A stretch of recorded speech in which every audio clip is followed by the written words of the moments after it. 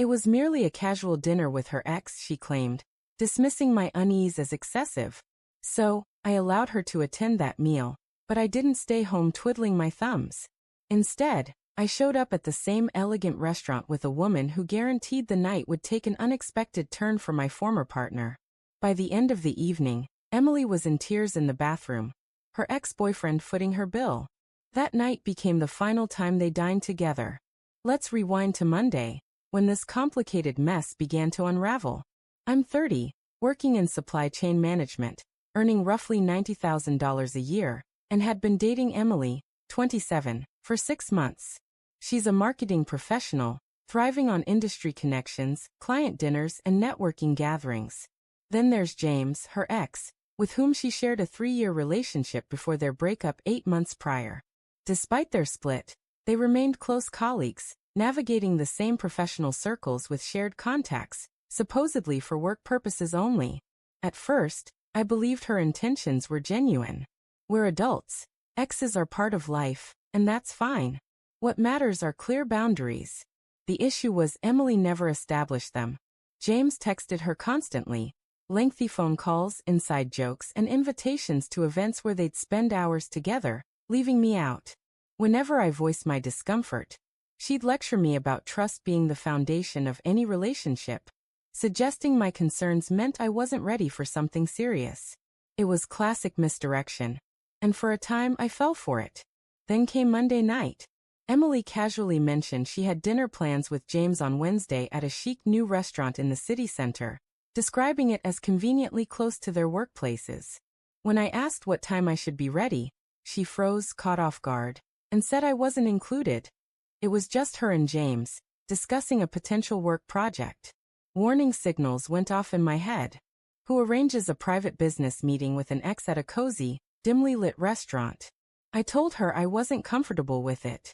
She fired back, insisting it was strictly professional, not personal, and that James's network could advance her career. It's just dinner, Tom. Don't be so controlling, she said, using her go-to line to shut down the conversation. But I wasn't trying to dictate her actions. I just didn't want to be made a fool. So I let her go to her dinner, and made my own arrangements. On Tuesday, I contacted Sarah, someone I'd briefly dated before Emily. We'd kept in touch with occasional, friendly messages. Hey Sarah, want to try a new restaurant tomorrow night? I asked. She chuckled, teasing. Is this a date or just a meal? I responded. Let's say it's dinner and see where it goes.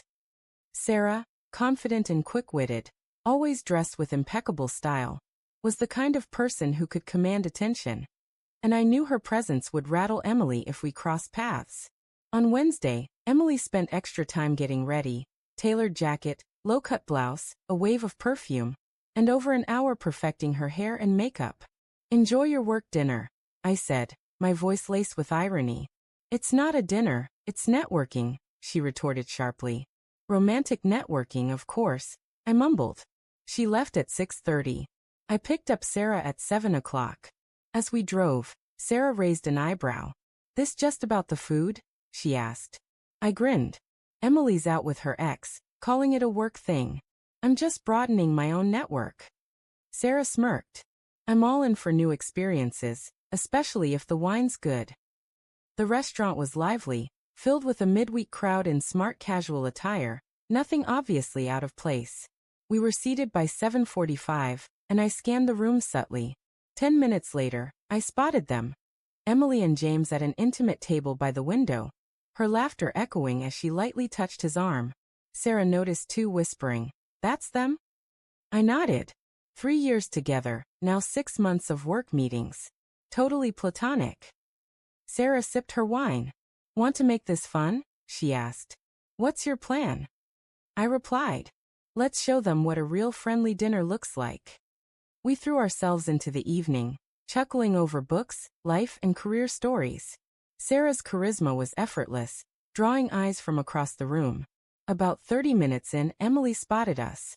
Her smile vanished, replaced by a mix of shock, frustration, and discomfort. She leaned toward James, whispering, and he glanced around, clearly unaware of the brewing tension.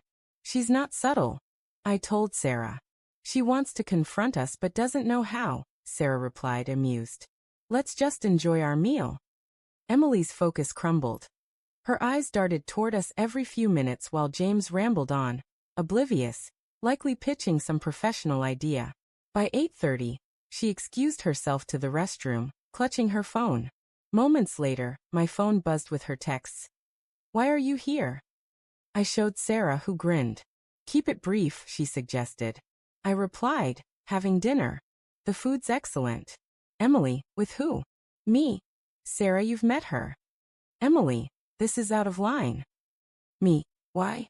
You said dinners with friends are fine. That's all this is. Emily, this is different. I didn't respond, just silence. In the restroom, one woman was quietly weeping while her business associate paid the bill. When Emily returned, her eyes showed traces of redness. She sat beside James but couldn't stop glancing our way. James, sensing her distraction, grew uneasy, stumbling through their conversation. By 9:15 he signaled for the check. Emily clutched her purse tightly, avoiding our gaze as they headed for the exit. Then she paused. Tom, we need to talk, she said. About what? I asked. This situation. What situation? I'm having dinner just like you. This is different and you know it, she insisted. Different how? Because I'm not hiding my plans. James stood behind her, confused. Emily, everything okay? He asked. Just a work friend, she muttered. Let's go. They left without another word. Sarah laughed. That was more dramatic than I expected. I sighed. More than I wanted. Let's finish our meal. Tomorrow, I'll deal with whatever story Emily comes up with.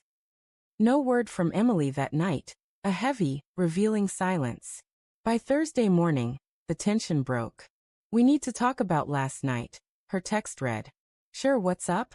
I replied. Don't play dumb. You crashed my dinner with James. I didn't crash anything. I had my own reservation, booked Tuesday. Check with the restaurant. And I had, after Monday's argument, I'd anticipated her plans and acted accordingly. Why didn't you tell me you'd be there? She demanded. Why would I? You said it was a work dinner. I didn't want to interfere. Don't be sarcastic, Tom. You threw James off. What did you tell him about us? I asked. Silence. Then, I said we're dating but not exclusive. There it was. For 6 months, she presented herself as my girlfriend while telling James she was single. You've been misrepresenting us while accusing me of being controlling for questioning you, I said. I didn't lie, I just kept it vague, she replied. Vague for who? James, who still has feelings for you. You're using that for work. I'm not using him. I'm keeping professional opportunities open. You're stringing him along for career benefits while deceiving me. The truth poured out. Emily admitted she'd downplayed our relationship to maintain James's interest, believing it gave her a professional advantage. Seeing you with Sarah hurt, she said. Good, I replied.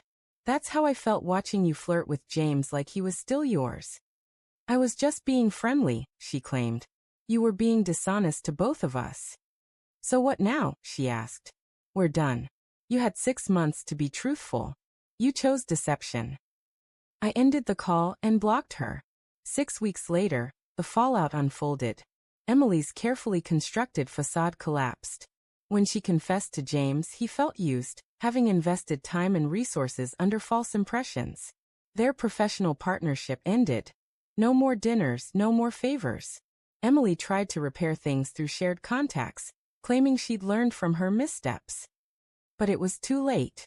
James, feeling betrayed, revealed how she'd exploited his feelings for her gain, and her professional reputation suffered.